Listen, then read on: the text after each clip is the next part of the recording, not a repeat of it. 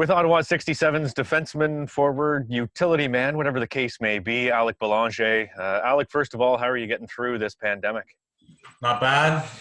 Just trying to stay sane, I guess. Not go crazy. Just working out, watching TV, staying active, just doing stuff around the house. Not too bad, actually.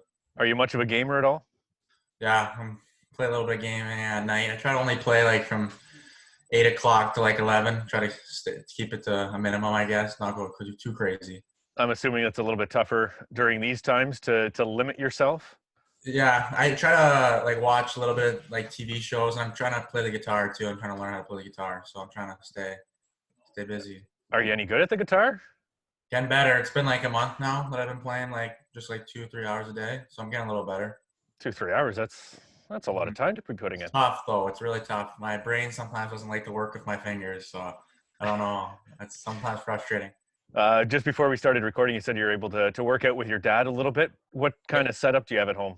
I got like we never had anything, and then right before this happened, a coworker with my mom had some equipment she was getting rid of, so my mom just automatically just said like we'd take it off your hands. So I got a little something in the garage. It's not bad at all. We got weight bench, some weights. We got a school right beside our house too that I gotta go work out at when I'm doing like speed work. That kind of. Now, can you take us through? Can you take us through how you started playing hockey? Yeah, moved to Alberta, and then when I was in Alberta, my dad got posted, like got sent to Afghanistan, and then my mom wanted to keep me busy, so played hockey. Like just started when I was like 3, just doing stuff like just shooting pucks, like not shooting pucks, playing with like a ball, mini sticks, just around the house. And then finally, when my dad got home, he's the one who like showed me like how to like skate, that kind of stuff. So I was like about 4-ish and started playing like on a team at like 5, that kind of stuff. So that's how I got into it. I just got into it because my mom one day just wanted to keep me busy and got me a mini stick and a ball, and from there it just went on. With your dad being in the military, I'm assuming he was gone quite a bit. How was that to deal with growing up? Yeah, it was. He got sent to Afghanistan twice, both times for 9 months, 9 and 12 months, both times. So it was a little tough. When you're young, you don't even understand what's going on, right? So I was 3 and 6 when he left, and my sister was 1. She just was newborn, and she was 1 and 3. So for us, it wasn't really that big of a deal because when you're young, you don't really realize what's going on. You just think your dad's like gone for a little bit. Like we never really talked to him either because it was hard for him to like hear our voices, that kind of stuff. So he just talked to my mom, and then at one point he just came back. It wasn't that big a deal. As you get older, you realize what was going on, and then like that's why he's like my hero, doing that kind of stuff. So it's pretty big. Like I don't know. So being bilingual, born in Quebec and then moving to Edmonton, obviously you wouldn't know that adjustment. I think you were 1 when you moved away from Quebec, but what was it like? 1 or 2? Okay, but growing up in Edmonton. Yeah. Or around Edmonton, what was it like being out there, a hockey-rich environment? I loved being in Alberta, honestly. Like I lived in like a really, really small town, like the classic like Western like little town where 8,000 people. Just like everything that happened there was there was the farmers and there was the hockey players, and it was just all outdoors. So it was unreal. Like I'd only practice 1 time a week and play 1 game a week, but I was on the outdoor rink, or I was on a pond behind my house every day of the week. So everything was outdoors. I love the Western like lifestyle. I think when I'm older, that's where I would like to settle down. Hopefully it would be somewhere out there, but I don't know. I liked it there. It's way different than here. When I got here to Barrie, it was way more stuff, more people going on. Like it was at first, like it was a little different, but no, I loved Alberta and where I live. Now you played in the Brick tournament, and that's one of the biggest tournaments for any kid growing up. And you were telling me the story the last time that we were in Barrie about the amount of players that you played against and your experience at that tournament. Yeah. Like I played with Team Brick Alberta, obviously. Leighton Moore, a guy from he lived in Alberta at the time with me. He plays for Oshawa now. He was a D-man on the team. Never knew that like 5 years later we'd end up playing against each other like all the way in like Toronto. So that was pretty cool. And then I played against a ton of good players, like guys I end up playing with in Barrie when we're in the tournament, Tyson Forrester, those kind of guys, Perfetti, Morrison. There's a ton of guys that were just like that you hear about now in the OHL that are like top draft picks in the NHL that like we all end up playing in that tournament, and they became my friends from when you're 8 playing against them, whatever, how 8, 7, 8, playing against them, not really knowing what's going on, and then next thing you know, they're your friends and you're playing against them like regularly. So it was pretty cool, honestly, to see. Playing in Barrie for your bantam minor midget year and growing up through minor hockey, can you take us through your minor midget year and maybe the stress that you felt, or if you felt any stress or any pressure heading into your OHL draft year? It was honestly for me, it was, I never really thought about it because until like bantam, I wasn't really like, I was good. Like I could hold my own, like, and I could make here and there have like some flashes, but I never really made like a big difference. And then once the bantam year came, like I really like found like sort of like the way I wanted to play. And then I just kept like going into minor midget. And then around Christmas time in minor midget, that's when I realized like I have a legitimate shot, like maybe playing in the OHL next year. That's when really I found like that extra drive, I guess, that extra gear, and then I got even more competitive, and that's what I wanted to do. I wanted to play in the OHL, so I found my game, and I don't know, I just took off from there. I had a really good minor midget year. Learned a lot, like just from the guys I played with, being so young. Like I played with some really good players: James Hardy, Tyson Forrester, Cam Snow, another good player. Like a ton of guys that like they were my teammates, but honestly taught me a lot. And then my coaching staff there was unreal too: Zach McCullough and Josh Dahmer. All my coaches were good. Like growing up, I got nothing bad to say about anybody in the organization, and just helped me get to where I am today. And I appreciate that. And then take us through the OHL draft. Where were you? What were you doing? What was your action when you went in the third round?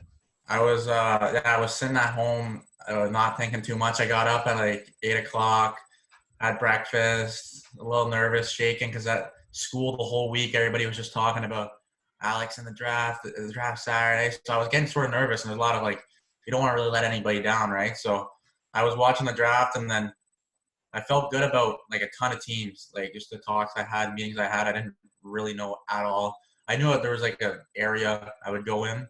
I wasn't really sure like where. And then finally, when Ottawa picked me 44, I was stoked. I was super excited. Like Ottawa right away, like just became like I just started thinking about everything like around Ottawa. I went there for school trips, that kind of stuff. I got a lot of family friends out there, so it was a great spot to go to, and I was just really excited. Honestly, I was looking forward to it. Did you ever consider going the NCAA route? Yeah, like at first I thought I was gonna do, because I didn't know like how, if I could, just watching the NCAA game like in minor midget and bantam is a lot different. Like you see it with the difference in the OHL, like the speed. It's more like a speed, quick game. Even though OHL is a lot like that, but I don't know. I think I would have benefited obviously too from the extra 3 years like of junior before going NCAA. But I don't know. It just came down to really having like being excited to play for Andre. That was a big decision for me too. Like after the draft, like the first talk I had of him, like right after I got picked and he was on the phone, it just sounded like so like almost like inspiring the way he was talking. And I just wanted to play. I wanted to play for him, and then I went down for training camp, and it was like I was like, geez, like if I can do this like now, like or like next year, why wait and then uncertainty for 3 years? You never know what can happen with injuries, that kind of stuff. But I don't know. I think both routes are good. Even though I chose a major junior route, I think a lot of good players come from NCAA, and I think I don't think I would take it back and go that route. But I mean that if a player decides to do that, then it's a good call too, and it's whatever you think can make you a better player and also like a better person too. I think it's important. Take us through your rookie year, because being in your first year in the OHL is always difficult.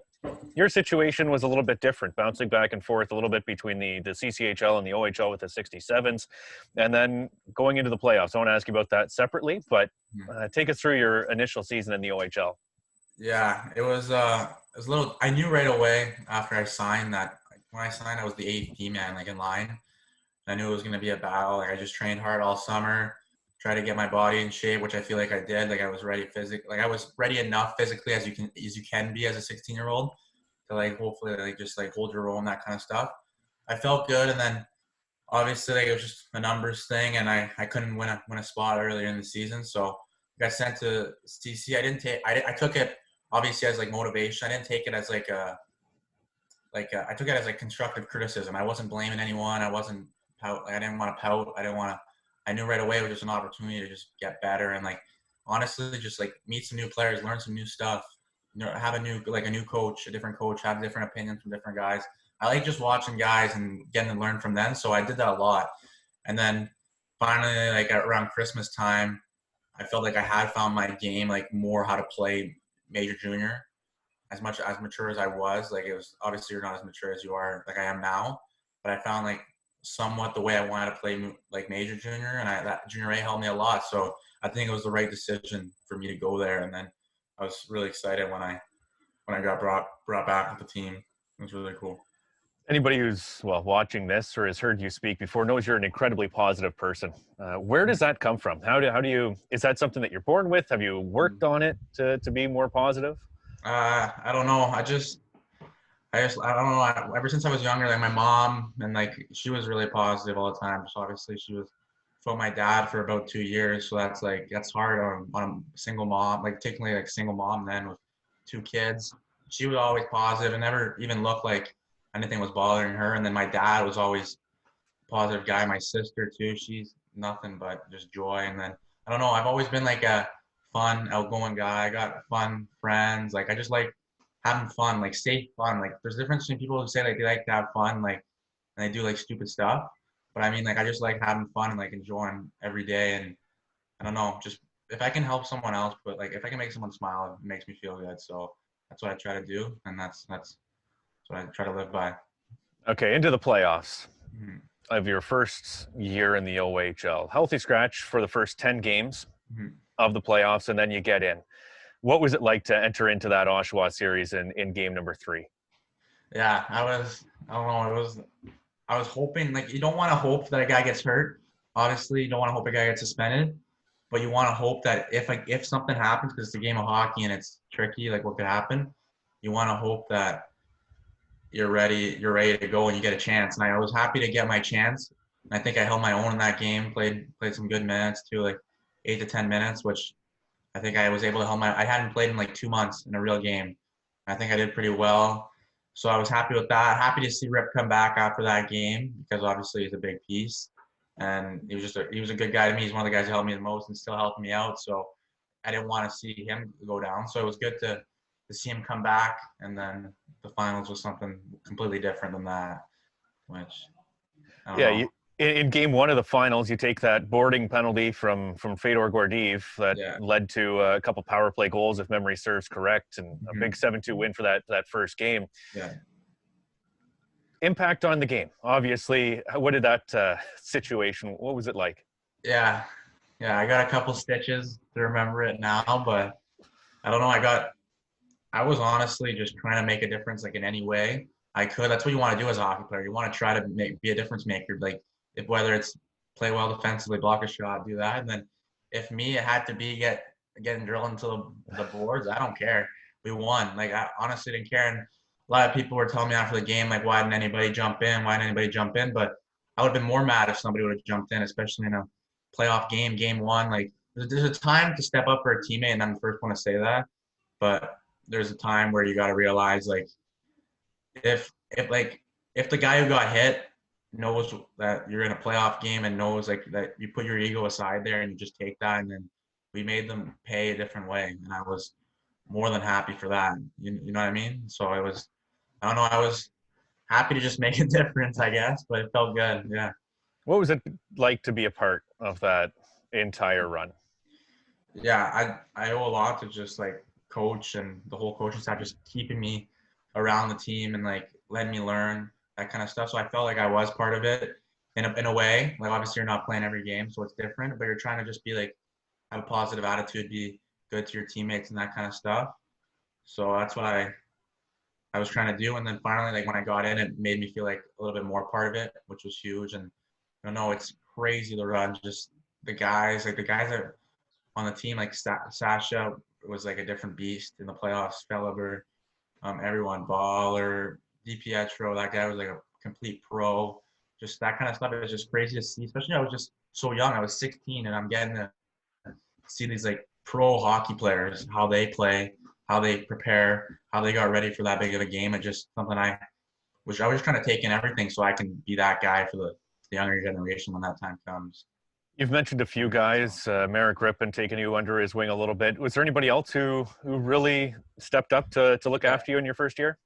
Yeah, I think the whole decor honestly really helped me out. Guys, like in specific, like I think Rippy was more this year that he helped me out, like just 'cause being in my like second year and him just like with guys like getting older, that kind of stuff, and me trying to like play more regularly. Like he helped me like and just when he was playing with me, play steady, that kind of stuff. But I think one of the guys that I looked at the most, like sometimes like just like I wouldn't tell him, but I would just watch him would be like a guy like Hoff, the way he played and like what I want to take away from his game.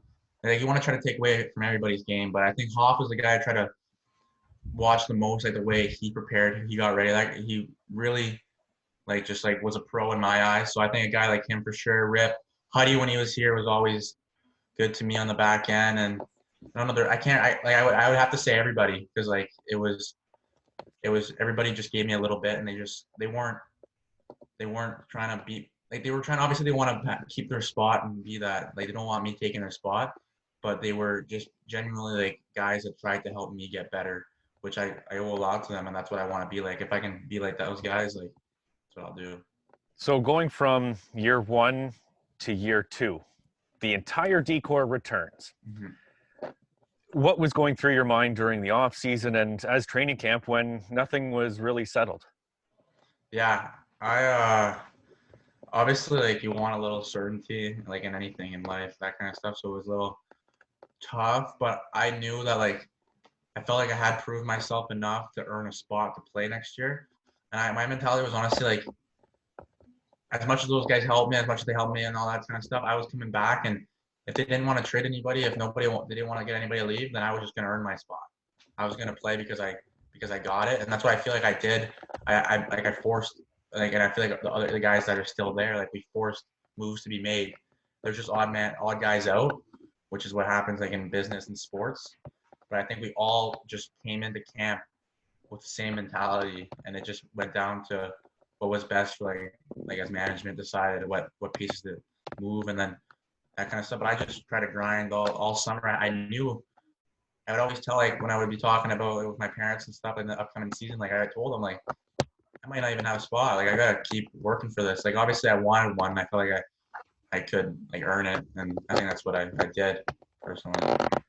Now a couple trades of defensemen, but up front there were some injuries, and you were forced to step up to go up front. Somewhere where you're not completely unfamiliar with, but yeah. What was that transition like to go to playing forward? Yeah, it was. At first, I thought it was going to be like a little stretch, and I was just willing to do it for the team, do that like just step up, like you said, like make a difference. If I was the way I was going to make a difference, I was going to do it, and then I went really well the first 3 games I played, and then played I think 5 or 6 total earlier in the first half, which I felt good. Did that, and then went back to D and felt comfortable. And then after like the time, obviously when I went on board for like a month, 2 months after the trade deadline. That was something different. It's hard. Like you want to be looking out for the team, obviously firsthand, but it's hard going playing a different position in your draft year. Like my goal, obviously, at the beginning of this year is to get drafted. It still is to get drafted, and it's hard switching complete positions. But I told in my meeting with coach when he told me about he wanted me to go play, like he felt like it was good for me to go play for. I told him like that I don't care what happens with me. At the end of the day, if we have a ring, like nobody's gonna take that away from me. I'd rather have a ring than a draft pick, to be honest. Like I don't know, it's something you hold on to. So I was hoping to really. That's why it's frustrating looking back on the year because I feel like we could have done something good, but I don't know. I just always try to have the team mindset, and I think I did that. I think I played for the team most of the year, and I live by that. Were you able to learn anything from going to forward and then switching back to D? Because you seem like a completely different defenseman at the end of the year. Mm-hmm. I understood more of the game. I felt like I grew, like just in that month of playing forward. I realized like how a forward thinks more at the junior level, how forward thinks, how forward reacts, and how much I took D for granted. Like about how I get to control the play, I get to be the anchor back there, I get to I get to decide like where the first pass is going. That's why I chose to play D when I was younger, because I wanted to be the guy. Like I wanted to pick how the play started, and I like to see everything going on. And I think I started just taking that for granted. Like in the first half of the year, I was taking that for granted. Like why I chose to play D and why it's so like it works with my style of play and the way I'm built. And finally, I found that, and that's why it's too bad because I felt like those last 11 games when I went those 11 games after I switched from forward to D again until like the season got called. I felt like I was playing the best hockey of my life. Like I've never played that well ever before, and that's really what I'm just modeling. I've just been watching those games at home too, seeing how I'm playing, that kind of stuff. So I think I'm gonna keep that going until next year, hopefully. Is that difficult when it is your NHL draft here and you feel like you're just getting your game started, and with maybe a long playoff run, it improves your NHL draft chances? Yeah, I felt like I also showed a lot in the first half too, even though like I wasn't as steady as I was near the end of the year. I felt like I really showed like my versatility, like my thinking ability, my first pass. Like obviously, I think I showed enough, like obviously get drafted and that kind of stuff, and I feel like I proved myself. But at the same time, like you said, like I was just hoping to hopefully keep that end of the season and the playoffs, just to keep mounting that up and keep proving like why I deserve to like be a draft pick and that kind of stuff. But I don't know. It's what happened, and I'm not gonna be bummed out if like whenever the draft happens. If I don't get drafted, I'm just gonna like I won't brush it off. Obviously, it's gonna be more motivation, but there's a lot of guys that take different routes, and that's what I'm gonna be looking to do if I don't get drafted. And I don't know. It's just motivation, I guess. I'll figure out another way to get there. If by chance an NHL scout or general manager happens to be watching this or listening to this, why should you be an NHL draft pick? Well, every year and just even every like couple weeks, couple months since I've been playing hockey, I've just gotten better and learned more. And like I said, I like to learn from different players, different coaches. And since I've been with Andre, it's not always been easy, but he's a pro coach. He's like an NHL coach, and it's an NHL program. I've learned a lot. I've taken a lot of criticism from him, and like good criticism. Obviously, like I owe a lot to him, and I just learned so much. So like I think I'm just gonna keep getting better, and I don't know if I feel like it could be if you take me now, then you got me. You know what I mean? But if not, then it's fine. Like I'll find another way, and it won't stop me. But I've been more motivated now than ever, honestly, just because both the circumstances, that kind of stuff, and I feel like I didn't get to prove everything that I wanted to this year. So I don't know. I'm gonna be coming out hot next year, I feel like. What are some of the parts of your game that you feel like you need to work on before the start of next year? Yeah. One of the things would obviously I think is like my one timer, my shot, that kind of stuff. Like I want to be the guy on the power play this year. I know what I want, and I know what I got to do to get there. And if that's improving my shot, that's what I've been working on. I keep working on my shot, and then obviously the game's getting faster, and I just want to stay with that, find another step, which would be good. Like a quicker feet would be my main goal. So I would say my shot and my feet would be really good, and also just just learn. I just want to watch more, like, because I got plenty of games recorded here at home from my parents just watching them. So I'm just gonna watch my shifts. I got all summer to just see what I did right and see what I did wrong, and hopefully come into camp next year with ready, like physically, with a better shot, better feet, that kind of stuff, and also just at the right mindset mentally too, which I think is gonna be big. You've mentioned Andre Tourney and the coaching staff a couple of times. Can you expand on what they've meant to your career and how much they've helped you develop into the player that you are right now? Yeah, like after the first call I got, like I said, from coach, I knew right away he was a serious guy, and it's a serious program, and it's not a joke. Like we're here to play hockey and we're here to win, and that's honestly something like that I like, because I've always been a competitive guy. So right away I think I fit well into coach's like system and like that kind of stuff and the way he thought. But also like I did a lot of stuff, and I'm completely okay to say like I had some really dumb shifts, had some really bad games, did some dumb stuff, and like I got told it, and I knew it, and then it wasn't just yelling and this belly. It was more belly. You did this, but what could you have done? It was all just like building up, and like he never tore my confidence down. He just wanted me to like learn and be like, and to be smarter. And I think that's what I've done. And then a huge person too in the coaching staff that helps me a ton is just Coach Mario, how the way he talks to me. And like, I just feel like comfortable, like playing in the way he wants. And I feel comfortable with him, like just asking him whatever and him telling me whatever. Like the thing is that I respect him more than I respected than anybody that I've ever respected, like my parents as much as them. So like, I want to learn from them and I want to keep learning. And I'm just happy that I have the chance to, because some people would say it's tough playing in that system, and we have a tough grind, every day. Practice is a grind, games are a grind, but I don't want to play anywhere else. I don't know. I just felt that that's my spot, and I'm just going to keep learning. How many tattoos are you up to now? Got a 3/4 sleeve, and I got a couple more planned out. I don't know, hopefully 3 by the time I come back. We'll see. And it looks like you're fairly well groomed at this point. Are you getting haircuts at home? What's going on? I'm cutting my own hair, actually. Trying to go for a little mullet look. I don't know if it's coming along well, but I'm excited to get in the shop at one point. But I don't know. I'm just trying to take care of myself, get ready. Well, The gate's open. It looks a lot better than this, so I'll give you that. I'll give you that. Chris Hamilton actually was braiding his own hair earlier. So nice. He's the one who inspired me for this. I saw it on him. He had this going on. Obviously a little bit more intense than me, but yes. I'm going to try to model my hair after his. I'm going to model my game after his game. That's sick. I would take a step away from that direction if I were you, Belly. Yeah, I know. Yeah. Thanks a lot for the time, bud. Really appreciate it. Yeah, no problem. Thank you.